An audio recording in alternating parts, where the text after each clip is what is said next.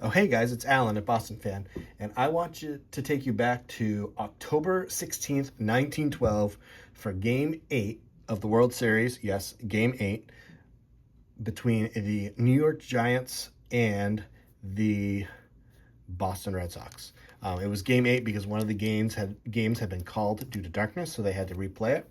And we go to the bottom of the 10th inning. The Giants lead, I believe, 1-0 or 2-1.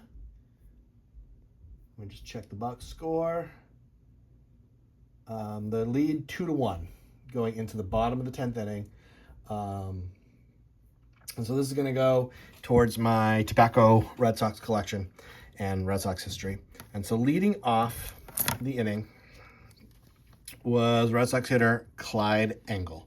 And this is a T202 triple folder. It was cut from the triple folder, so this would have been on the left side of the triple folder. It shows him in a Red Sox uniform. And on the right, he would have had a picture in the middle. And then on the right would be, I believe, he was attached to a Tris Speaker's card. So this was, at one point, attached to a Tris Speaker card. He came up to bat to lead off the bottom of the 10th inning against the great Christy Mathewson. I picked this up for $30.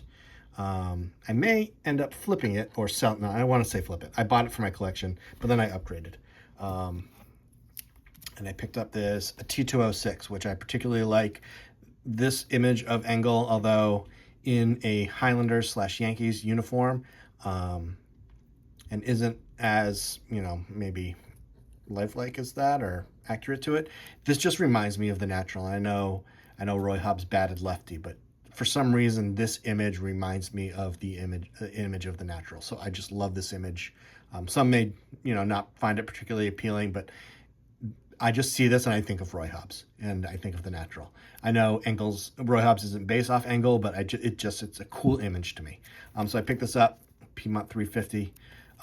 So Clyde Engel led off, and he flew a ball to center field that was muffed by the center fielder of the Giants. And I have that, which will go into my collection as part of this history. And that was Fred Snodgrass. And they called it the $30,000 error because it opened the door for the Red Sox that inning against Christy Mathewson to come back and win the game. The next batter flew out to Snodgrass, who, according to newspaper reports, made a really nice play on the second fly ball.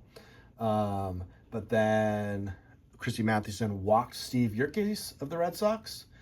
Tris Speaker singled to right field, I think after someone had dropped a foul pop of his, which scored Engel for the tying run and brought Yerkes to third base. So they walked Duffy Lewis, set up the double play.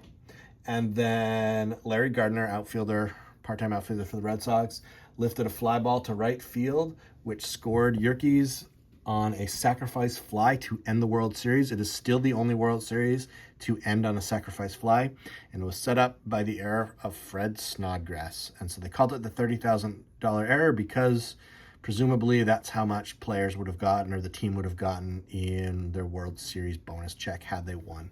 So I picked up a T205 of him, which a cool little stamp down there, H. Metz.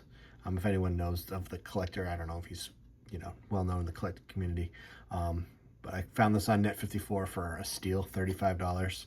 The brown background T207s aren't as popular. They're, as you can see, a little bit less colorful than the T206s, but they are nice nonetheless, and they're really nice examples. You can get some players in this that aren't in the T206, and I like the Snodgrass in this. It's a nice portrait of him.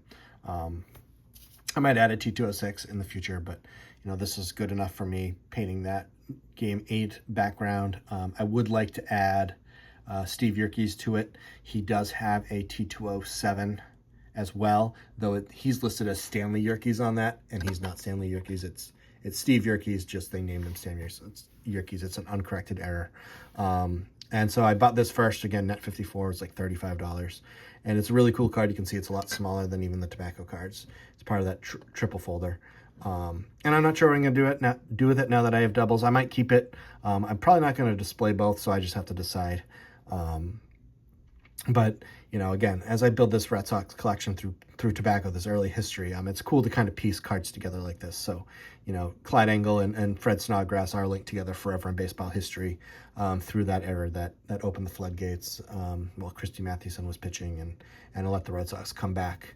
And again, I'd like to add that Steve Yerke's T207 to kind of finish this little play on things, right? So he was the one that scored the winning run on a fly ball from Larry Gardner, who also has a T207, as does Duffy Lewis, which at some point I would like to add both of those.